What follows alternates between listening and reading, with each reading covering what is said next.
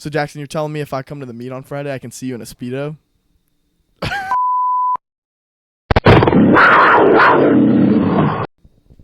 Hello and welcome to the 4th episode of the Panther at Sports podcast. I'm Luke Jowers. And I'm Braylen Dooley. And today we're going to be interviewing star swimmer for the Pascal varsity swim team, Jackson Beck. Welcome in. What's up, guys? All right, we're happy to have you, Jackson. So give us a little info on how the season's going so far. Yeah, so far we've had a really good season. Started out opening the season with a record in the 200 freestyle relay. Undefeated right now in our dual meet season. So it's going pretty well so far. Still really early into the season, but guys are performing really great. Girls are doing pretty good. Have some good depth going into next year. So yeah. So speaking of records, how many records have you and your team just in general this season broken so far? So we broke the 200 freestyle relay twice, and so that has 4 guys on it. That's Harrison Purcell, Augie, East, Daniel Zimpleman, and then me. And we broke that. We broke it for the first meet, and then we broke it again 2 weeks later, and we were just off of it last week on Thursday. So we broke that twice, and then I broke my 50 free record from last year on Thursday night. What were the times for those? How much did y'all break them by? So we broke the 2 free relay by 3 seconds for opening the season, and then we broke it by 0.4 again 2 weeks later, and then I broke the 50 free by 0.1. Wow. And do you know, before you broke it, twice and before you broke yours last season, do you know, how long those records held for before? Yeah, so the 2 free relay, before last season, we broke it the season before. That was, that had Grant Choppa, me, Augie, and Daniel Zimpleman on it. So that was, just a 1-year record, but before that, I think it was 2014. So it was, 10 years. And then the 50 free before last season, that was also, I think it was 2019. It's the last time that record was broken. So how do y'all's meets work necessarily? How often do y'all have them, and what's the kind of layout of those look like every time y'all have one? Yeah, so beginning of season, it's really packed. We do a lot of dual meets just to get times in, race other schools, kind of just enjoy dual meet season. And then as we start to get to November, December, it starts to get to one meet every month. And then once we get into championship season, we just have senior night, district regionals, state. And every meet is laid out the same. It's the same events pretty much. So it's just 3 relays. You have the 2 medley, the 2 free relay, and the 4 free relay. And then you have all the individuals. So you have 100 of every stroke, 50, 100 free, 200 free, and 200 IM, and then the 500 free. So where and when do y'all practice at? Yeah, so we'll practice. We practice at Wilkerson. High school practices starting around 2:30, I think, and they practice until around 4:30 every afternoon. And then a lot of our varsity swimmers practice with club in the morning. So we'll practice 6 to 8 in the morning and then 5 to 7:30 at night. Do you ever get tired of being in the pool? Yeah, it's definitely draining. Definitely get burnt out a lot because, you're just looking at a black line for 20 hours a week, but that's where the teammates come in, So I've kind of asked everybody this question. You being a senior, being the leader of the swim team, what are some guys or girls that y'all are looking at next year that are going to kind of, that you can rely on for the season next year are y'all losing a bunch of seniors this year? Yeah, we actually have 10 seniors. I think it's our biggest senior class in probably 20 years. So who are some people that next year are going to help lead the swim team next year, be those captains? Yeah, for sure. For guys, we have Augie, Martin Cardosa. He's going to be a big guy. He's actually a captain this year. He's our only junior captain. And then for girls, we have it's a lot of sophomores for girls, but we have Lola Rice and then Abby Butcher for our girls. And then one more guy. We have a guy that doesn't go here, but he swims for the team. His name is Eli. How does that work? He goes to TCC, but his address is to the Pascal area code. So is he in college? No. He's he goes to the collegiate high school. Oh, okay. So, okay. But he swims for us because they don't have sports. Okay, so. that makes sense. Yeah. So what's y'all's? I assume y'all have a record, right? Yeah. How have y'all been doing so far this season? Yeah, so we're undefeated. They pretty much they just keep track, it's kind of similar to cross country. Like if you win a race, you get the most points, and you want to get more points than the other team. So, and I mean, we're undefeated this season, and we've swam against 6A schools. We swam against Martin last Thursday, beat them. Swam against there's like 6 different schools from around Fort Worth and Arlington that we swam against Saturday. We beat them. We swam at the Keller Invite, but we left early, so that was like an unfinished meet for us. We still got 3rd in the meet, and we beat a lot of 6A schools. And so, yeah, we're undefeated this season. So how far are we like expecting to go compared to like how far did we go last season, and how far are we supposed to go this season? Well, I mean, last year we went all the way to state. Harrison and I finaled at state, so we were top 16 in the state. This year, I mean, with our 200 free relay time, we should medal this year with a 2 free relay. Yeah. Y'all think y'all are better this year than last year? Oh yeah, we're way better for sure. Well, y'all were all returning, right? Yeah, none of our A relay guys graduated, and I got 10th in the 100 free last year, and only 2 guys in front of me didn't graduate. So I'm 3rd in the state right now in the 100. That's good. That's good. So are you, like, I saw your post about committing and everything, so you plan to continue your career as a swimmer after this? Yeah. I'm committed to Gardner-Webb. Plan on swimming there for 4 years for sure. Where is Gardner-Webb? Boiling Springs, North Carolina. Oh, That's cool, though. But North Carolina is such a North great place Carolina's to a live. sick place. Yeah. Have you been up there yet? Yeah, so I actually have family in Wake Forest, North Carolina, so they're about 3 hours away. But I've always loved North Carolina. Went there as a kid a ton. It's right next to the mountains and the beach. So No, yeah, North Carolina would be if I could go. I know I said TCU when we were talking earlier, but North Carolina would be a cool spot I've always to go wanted play. to kind of just go visit North Carolina and maybe even live there one day. Yeah, It that just would be seems a like really such cool place great state to be in. to swim. And so we were talking a little bit earlier about the whole recruiting process, and how does that really work for swim? Is it kind of the same as other sports where you like send your tape out to schools and they reach out to you, or how does that really work for swim? yeah, so I mean it's a little different. You still email the colleges and stuff, but instead of swimming tape, they kind of just like look at your times. You have like a time sheet pretty much on a website, and they send out time standards, and they're like, if you fit these time standards, we'll recruit you. So they don't come to, like, recruiters don't come to meets or anything? I mean, they do, but that's only for like, it's pretty rare, and it's a lot of D3 recruiters that go. The D1 recruiters pretty much just recruit off of time, because if you have like the skill and the time to go like that time, even with bad technique, they can fix that technique in college. Yeah. I guess So- I didn't really think about that. They don't really need to see you, like, Yeah, there's actually good times. doing it. It's not like football where they need Yeah. to see you play. Just look at the times. Yeah. Yeah. Kind of sucks though sometimes, because your entire season of like hard work can get ruined just by like getting sick. Because if you get sick Mhm. right before a meet, then your times are pretty much cooked, Yeah. and that just like looks bad on your timesheet. So So when's y'all's next big meet, big event?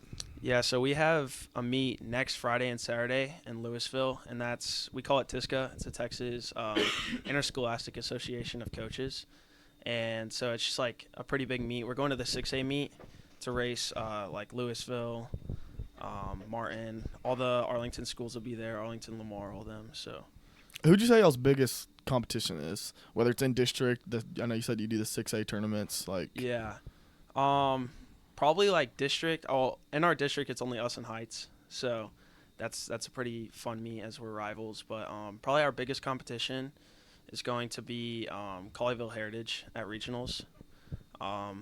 We beat them last year by like 80 points, which is 3 gold medals, but I think it's gonna be a lot closer this year. Colleyville's pretty good at like all sports though.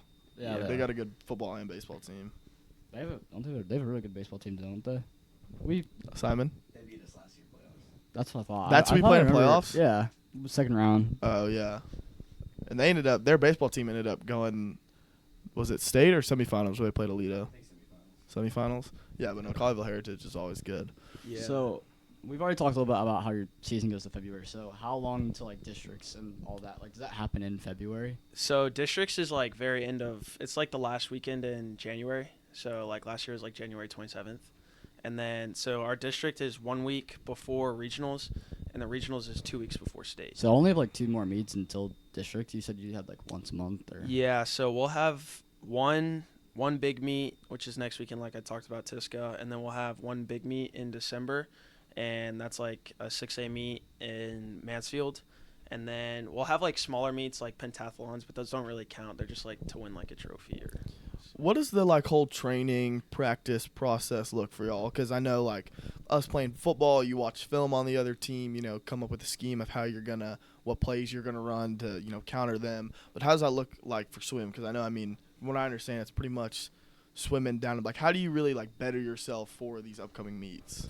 Yeah, so we have like a training cycle. So we'll start training in September or like August, end of August. Is that kind of like y'all's off season? Yeah, so we get 3 weeks off after summer, and then that's like we get 3 weeks off over the summer, 1 week off in spring break, and that's like our off season. But so we'll start training, and it starts with like low yardage and just like getting our technique back, and then after that, it's pretty much we're just trying to better our VO2 max, and we hit the weight room, get stronger to be able to pull more water, and like you said, like watching film, our coach he'll like look at the swimmers that the other team has, and he'll put our JV swimmers or other swimmers into those races so that we can take like the lower places to get more points, and then have our better swimmers in our main events so that we can take gold second, whatever.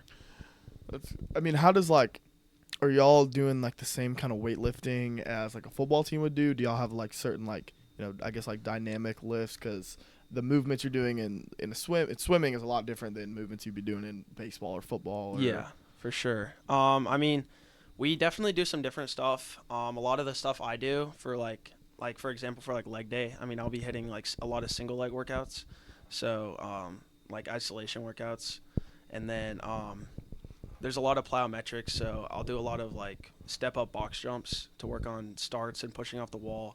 And then, I mean, there's a lot of deadlift. I mean, you have to work pretty much every single part of your body. I mean, I assume you do for football too. Yeah. Well, I mean, swim is more, I feel like enduring on your body than a lot of people realize, because you're using every muscle in your body when you're, Yeah. I mean, and that's not just like running where you're using your legs and obviously you get tired. Swimming, you're using every part.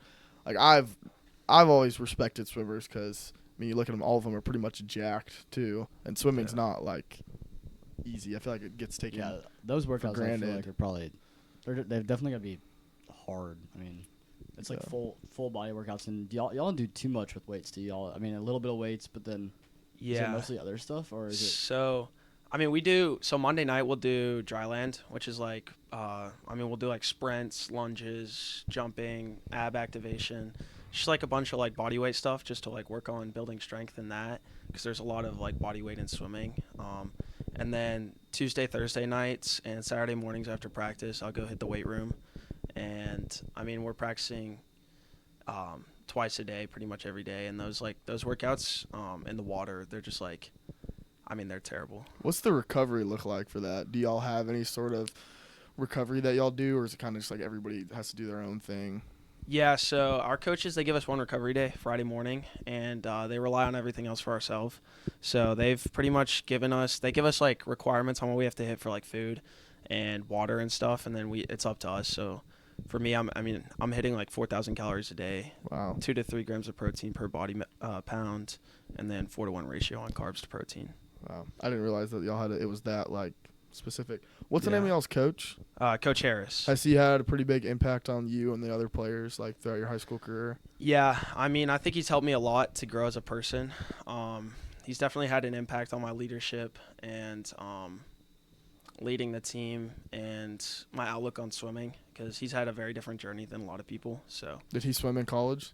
Yeah, I swam at Southern Louisiana, I think. Okay. So has he been helping y'all with y'all's recruitment process at all, or? Is there anyone else that has interest? I mean, he's had some insight on it. I think my club coach has probably helped me more.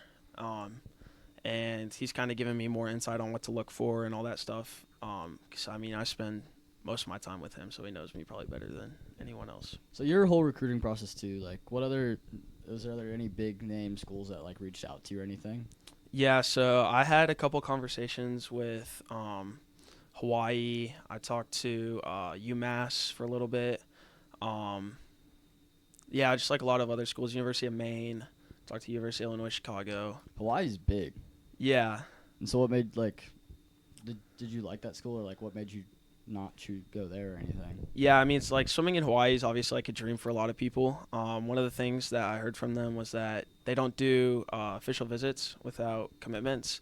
And for me, one of the things I'm looking for is to like be able to see what the team looks like and how the coaching style is. Because, I mean, like I said, you get burnt out, so your teammates are something you have to rely on. Yeah. So, And you don't want to like go all in on something and realize that it really wasn't like a right fit for you. And I get that, but I Yeah. mean, swimming in Hawaii would be like, I mean, if you're gonna swim, you go swim in Hawaii. Yeah. Why not? Like, Yeah. really beach island. But if you have to commit before going on a visit, then that's because like, little, I mean, so I feel like swim a lot, especially since it's a lot of the relays, like it's all you have is those however many people are in that relay. You really have to know, like, you have to have a good connection with those members, and if you don't like them, then that kind of might throw everything off.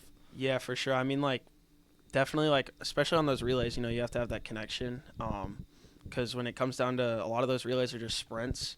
And so a lot of that's just, like, straight adrenaline. And then, like, wanting to show up and show out for your guys on your team because, you want to have their name up there on the board with you. So, Yeah. So what's it going to look like after swim's over, going into the summer? Are you going to play at the next level? Are you going to go up to the university over the summer? Will you go starting at the, next fall? How is all that going to work? yeah, so we train over the summer with our club, and a lot of college swimmers come back over the summer back home and train with their club. And so I'll probably go up there like once or twice just for like team building. And I think a couple of the coaches want to see me over the summer, just get a couple practices in. But then most of it starts middle of August. That's when training starts. So is club, I assume, is a lot more competitive than like school in our district is. Is that Yeah. the same way? Like, is it more like a one-on-one type thing, or is it a bunch of relay teams too in club? Yeah, so I mean, there's just like a lot more swimmers in club, and the overall like skill level's a lot higher. There's relays there too, and those relays are a lot faster because I mean it's the best swimmers from all the schools. There's a lot less clubs than schools, so I mean you get like the best guys from like all over Fort Worth on the same club team. So is Texas for football? Like Texas is a huge competitor, one of like the top, known as like top 3 school in the state or top state in the country. Like is that the same for swimming? Like is Texas one of the top states? Oh, you're saying like for high school football? Yeah. Oh, okay. I thought you were talking about like the university. No, I meant like.